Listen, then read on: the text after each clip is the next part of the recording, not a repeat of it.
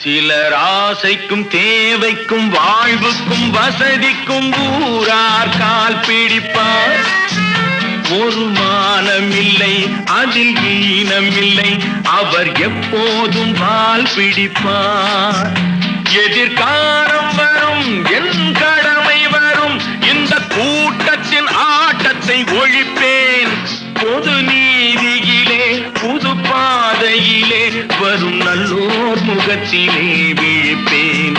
வரும் நல்லோர் முகத்திலே விழிப்பேன்.